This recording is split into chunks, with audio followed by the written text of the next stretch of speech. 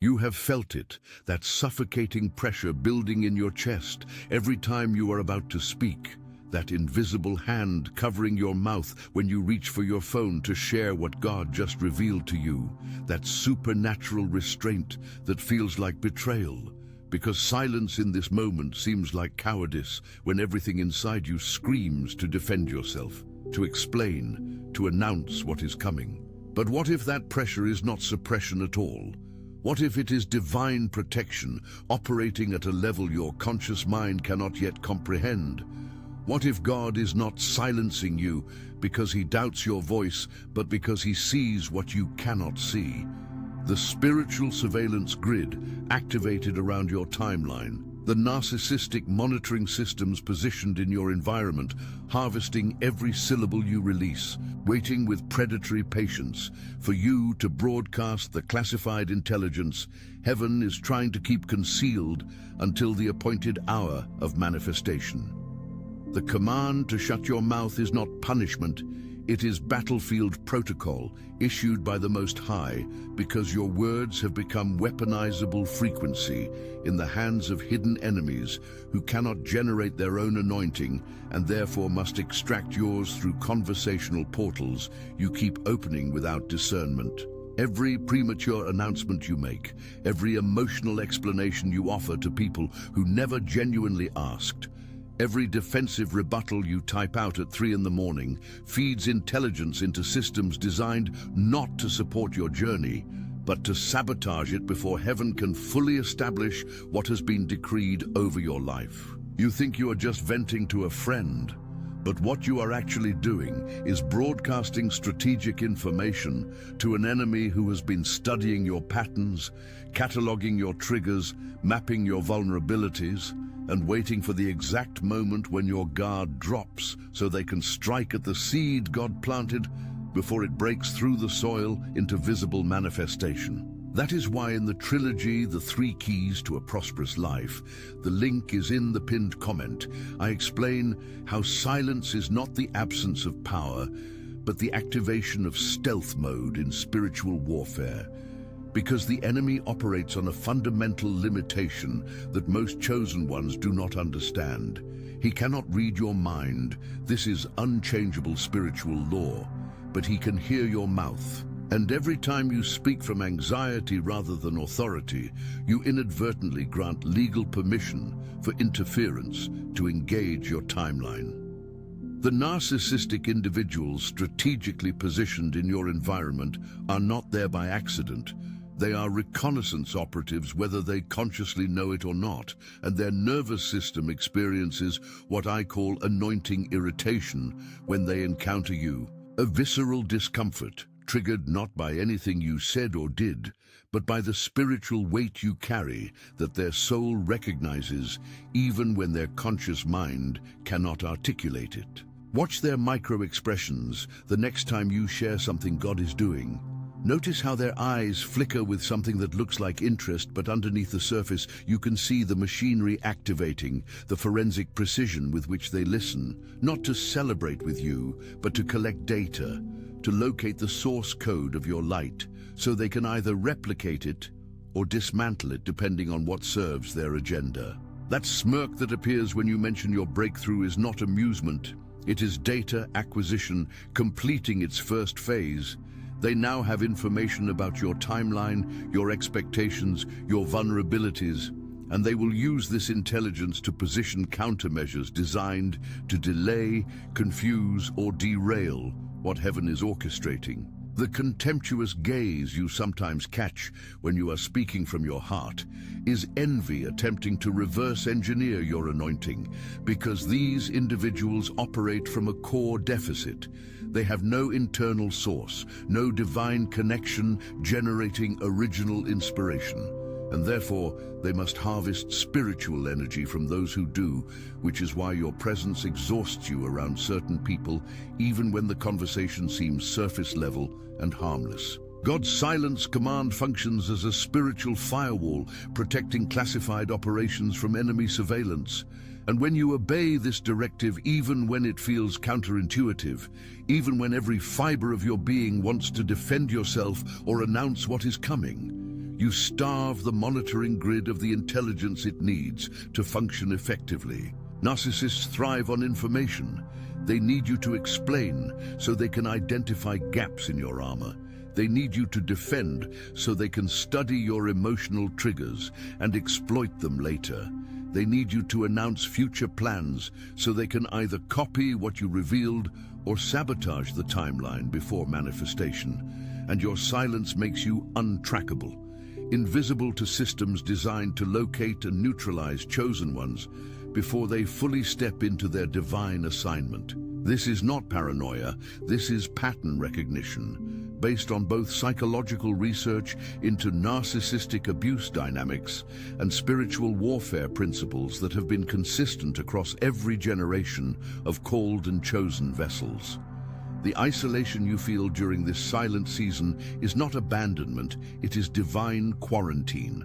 God removing unnecessary eyes because premature exposure destroys destiny more efficiently than outright opposition ever could. Not everyone deserves to witness your becoming. Some people only earn the right to see the finished work, because if they observe the transformation process, they will contaminate it with opinions God never authorized, with projections rooted in their own limitations, with fear disguised as concern that plants doubt in soil meant only for faith. You were not created to carry other people's emotional responses to your calling. You were not assigned to manage perceptions or convince skeptics or defend divine decisions to individuals who lack the spiritual capacity to comprehend what heaven is doing in your life. And every conversation you have trying to make them understand is energy hemorrhaging from assignments that require your full focus and every ounce of spiritual stamina you possess. Think about how exhausted you have been. Not just physically tired, but depleted at a soul level, drained in ways sleep cannot fix, carrying weight that has nothing to do with your actual assignment, but everything to do with the explanations you keep offering, the justifications you keep providing, the constant emotional labor of translating spiritual experiences into language that people without spiritual eyes can comprehend. God is not being cruel by commanding your silence. He is being merciful, giving your nervous system permission to rest, detoxing your soul from the addiction to being seen, from the compulsion to be understood, from the need for external validation that kept you tethered to people and systems heaven was trying to separate you from months ago.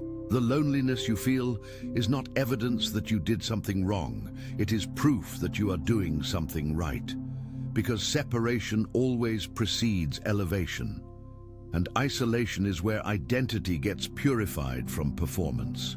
In the realm of spiritual law, words are not merely sounds traveling through air. They are decrees that create legal entry points for interference when spoken from anxiety rather than authority.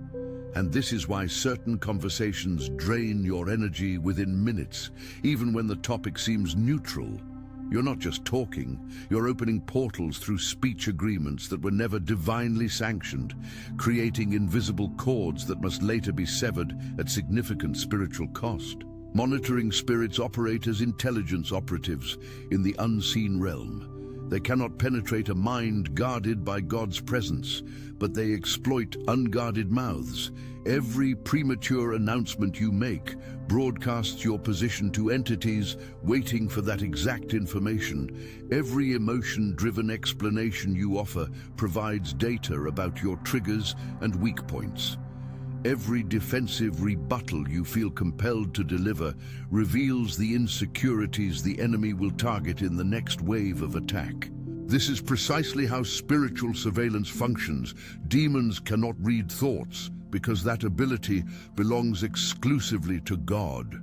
But they can observe patterns. They watch what makes you speak, what forces words out of your mouth even when something deeper says stay quiet. They study the situations that yank you out of peace into reactive mode. And once they identify your triggers, they exploit them systematically. The resistance you face is often not because the enemy is inherently powerful, but because you telegraphed your movements before God released them. You announced the promotion before heaven opened the door. You celebrated the breakthrough before it manifested in the natural realm. And that premature declaration gave opposition legal grounds to engage your timeline with delays, confusion, and obstacles designed to make you doubt what God clearly spoke. Consider the mechanics of spiritual exposure through this lens. A seed underground makes no noise during germination, because any sound would alert predators to its exact location, making it vulnerable to forces that would uproot it before the root system establishes enough strength to anchor what is coming. God is growing something sacred and unprecedented within you right now, something the enemy fears, because once it breaks through into visible manifestation, it will shift atmospheres and liberate entire bloodlines and dismantle systems that have operated unchallenged for generations. And your premature speech is the equivalent of that seed, announcing its presence before roots go deep enough to withstand the storms coming after the breakthrough. Silence is not weakness, it is classified operations protocol. It is heaven moving in stealth mode, because certain assignments cannot be announced until they are already accomplished. Certain elevations cannot be celebrated until the enemy's ability to interfere has been legally revoked through your obedience in the hidden season. When you stop broadcasting every move, every feeling, every prophetic download, angels accelerate their assignments on your behalf, because they are no longer navigating around the interference your words created in the spiritual atmosphere.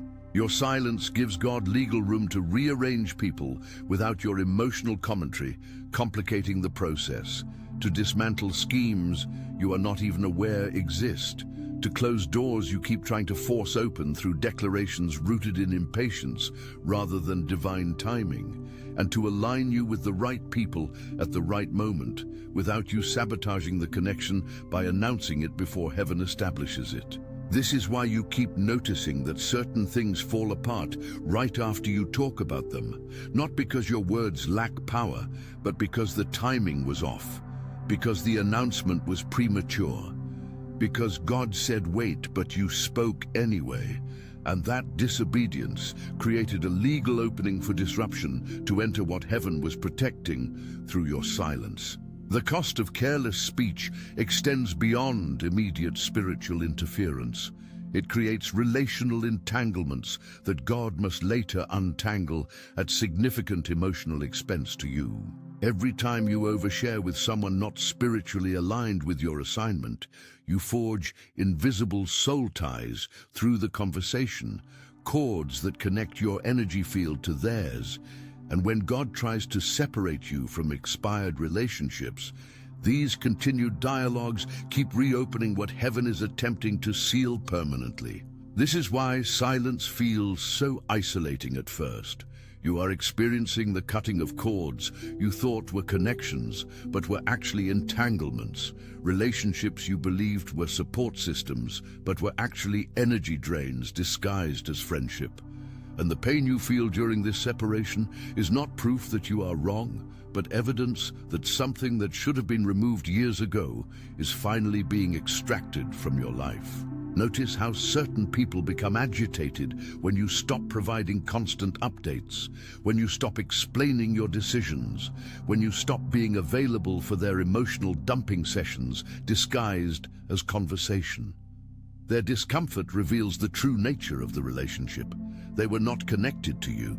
They were feeding off you, extracting energy and information and anointing through interactions you thought were mutual, but were actually parasitic. God is not punishing you by commanding silence. He is protecting you from people who position themselves as friends but function as surveillance operatives, individuals who ask questions not to support your journey, but to gather intelligence they will later use against you or pass along to others who oppose what God is doing in your life. The hiding season is where identity gets purified from performance, where you confront the uncomfortable gap between who you are and who you have been performing to be for audiences that never truly saw you anyway. When the noise fades and validation disappears and applause stops, you are forced to sit with yourself without distraction, without the dopamine hit of likes and comments and messages affirming your existence. And what remains after everything external strips away is either an authentic core anchored in God's voice, or a hollow shell that only knew how to exist through other people's responses. God is not trying to destroy you through this isolation. He is trying to introduce you to yourself, to the version of you that exists when no one is watching, when no titles define you, when no roles give you identity, when no performance earns you worth. This is sacred deconstruction, the dismantling of false frameworks built on external validation, and it feels like death because in many ways it is. The death of the version of you that needed constant affirmation to feel valuable, the death of the addiction to being seen that kept you trapped in toxic visibility, the death of people-pleasing patterns that drained your energy maintaining relationships God never ordained. You are not losing yourself in this silence. You are finding yourself, discovering the unshakable core that does not measure worth by applause or impact by audience size. And this discovery is essential preparation for the elevation coming, because if God promoted you before your internal world matched the external assignment, the pressure would shatter you and the enemy would have legal grounds to call you unqualified.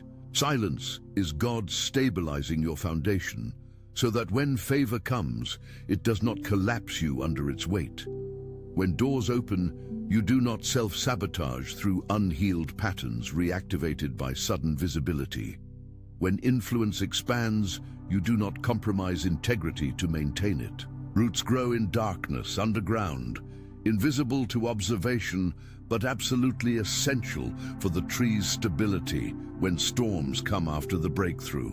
And right now, God is deepening yours, establishing a root system strong enough to anchor the destiny He is about to release into manifestation. The lack of visible progress is not delay. It is infrastructure development, heaven building internal capacity to handle external expansion, and your obedience in this hidden season is the qualification exam determining whether you get the full assignment or just a taste of what could have been if you had trusted God's timing instead of forcing your own. While you are silent, God is also detoxifying your nervous system from years of chronic stress caused by constantly explaining yourself, managing perceptions, carrying other people's expectations, performing for validation, and defending decisions to individuals who never had authority to judge them in the first place. Your body was keeping score even when your mind tried to push through. Your nervous system was screaming for rest even when your schedule demanded productivity, and the exhaustion you feel is not laziness.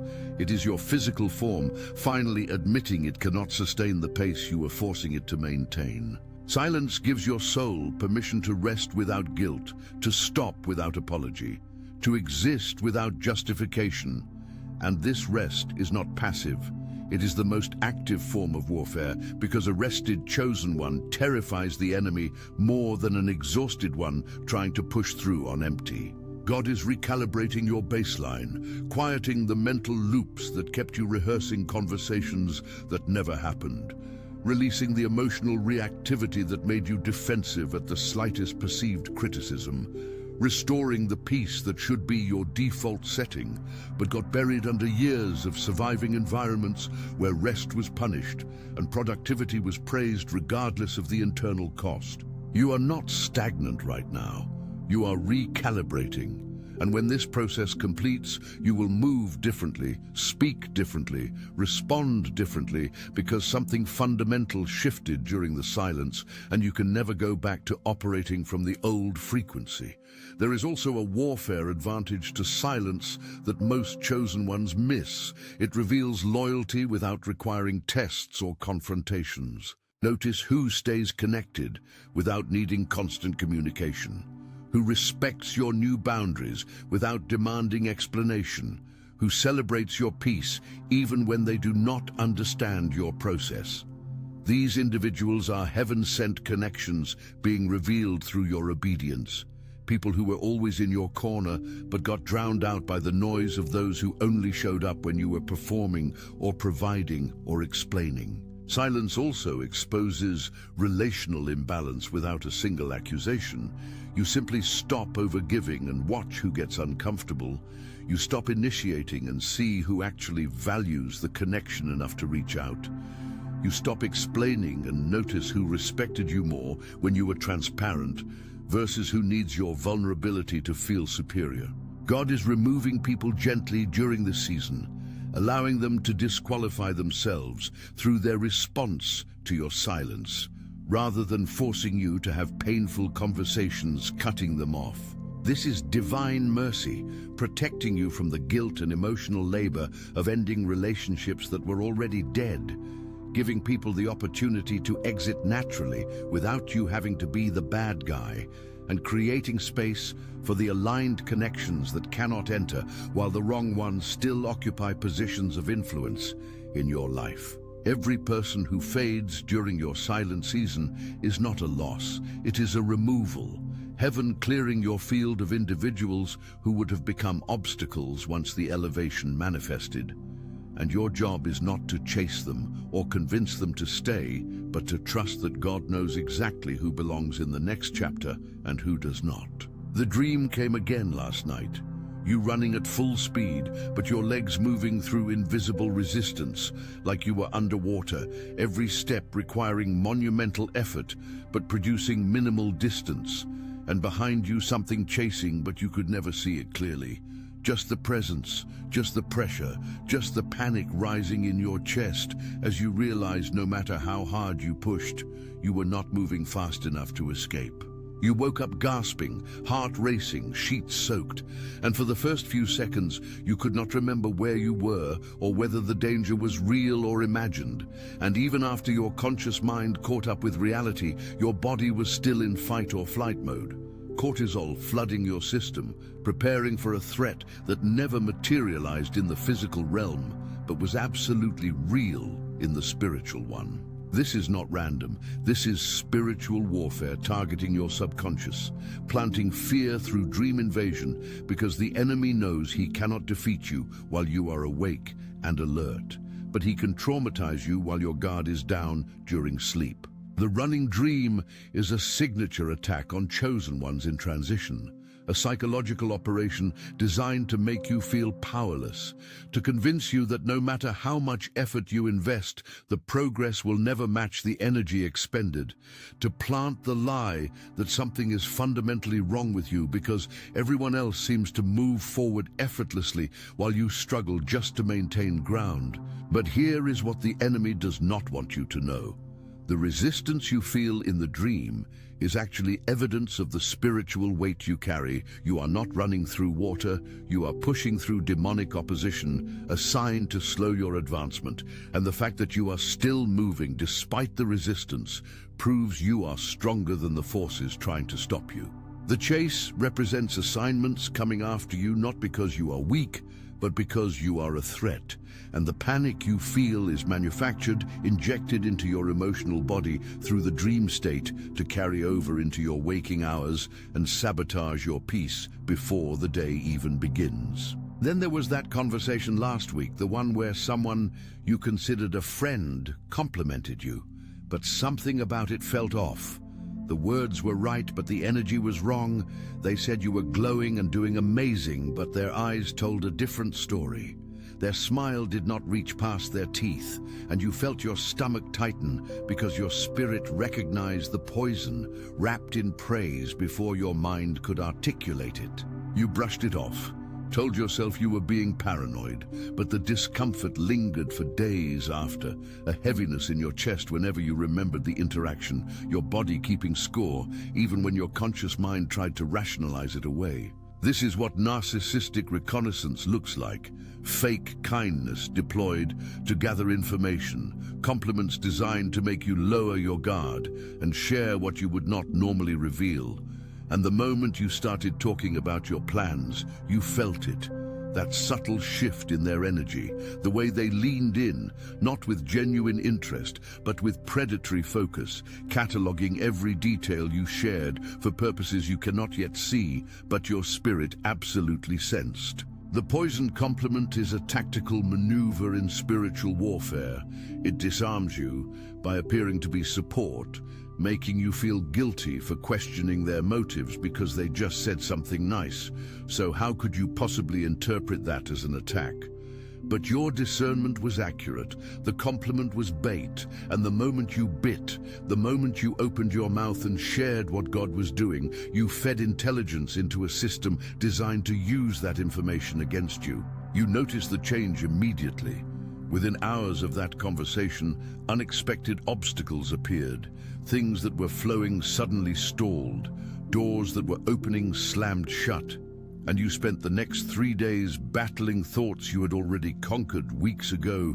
Depression and doubt and discouragement flooding your mind for no apparent reason, except that you gave the enemy access through premature disclosure to someone who was never supposed to have that information. Watch how they started copying your language, your mannerisms, your style, your ideas, as if they were downloading your frequency and attempting to replicate it without having done the internal work to actually generate it from their own connection with God. You posted about a concept you had been meditating on for months, and within days, they were teaching the same principle as if it was their revelation. Using phrases you coined, examples you created, framing you developed through years of personal experience. And when you called it out, they gasped, shocked that you would accuse them of plagiarism, when really they were just inspired by your message, which is completely different. Except it is not different at all. It is theft. It is identity hijacking. It is narcissistic mirroring, where they absorb your essence and present it as their own, because they have no original substance and must therefore extract it from those who do. This is anointing piracy, and it happens more than most chosen ones realize, because we were taught that imitation is flattery, when actually in spiritual warfare context, imitation is infiltration, an attempt to position themselves as you so they can intercept the assignments, relationships, and opportunities meant for you. They cannot generate their own anointing, so they study yours. Reverse engineer your process, copy your external behaviors, hoping to access the internal results. But what they do not understand is that anointing is not transferable through mimicry. You cannot fake a relationship with God. You cannot perform your way into divine favor. And every attempt they make to replicate what you carry without the character to sustain it sets them up for exposure and collapse when the pressure comes that requires real substance, not borrowed aesthetics. The sleep paralysis episodes intensified this month. You waking in the middle of the night, unable to move, feeling weight pressing down on your chest like someone sitting on you, trying to scream but no sound coming out, fighting to move even a finger, but your body completely unresponsive. And in those moments, you sensed presence in the room, something malevolent watching you. And the terror was so visceral, you were convinced you were dying, until finally you broke through and gasped awake, drenched in sweat and shaking uncontrollably. Medical science calls this a sleep disorder, a misfiring of neural pathways during REM cycle transitions. But chosen ones know better. This is not biology malfunctioning. This is spiritual attack targeting your rest. Because the enemy knows that if he can disrupt your sleep, he can sabotage your focus the next day, drain your energy before you even get out of bed, and plant trauma in your subconscious that manifests as anxiety in your waking hours. The weight on your chest during sleep paralysis is demonic oppression, attempting to literally suffocate the life and authority out of you while your conscious mind is offline and unable to engage warfare protocols. And the reason you cannot move is because your spirit is under assault and your body is frozen in terror response, every system shutting down except your awareness, which remains trapped, observing the attack but unable to stop it. This is why you wake up more exhausted than when you went to sleep, You were not resting, you were fighting battles in the supernatural realm, and your physical body absorbed the trauma, even though your conscious mind has no memory of what transpired once you crossed into deep sleep.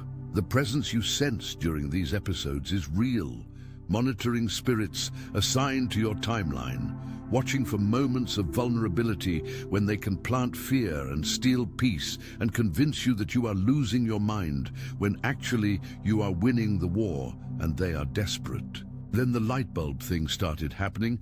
You would walk into a room and the bulb would flicker or burn out completely. You would touch a lamp and it would surge, then die. Electronics malfunctioning in your presence for no logical reason. Your phone glitching when you tried to send certain messages, your computer freezing during important work, appliances breaking down right after you moved into a new season, and everyone told you it was just coincidence, just bad luck, just old equipment needing replacement, but you knew better. You felt it in your spirit. This was not random.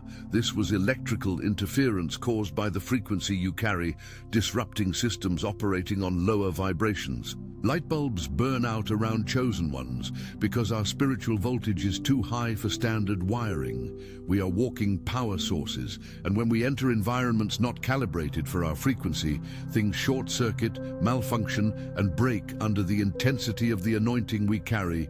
We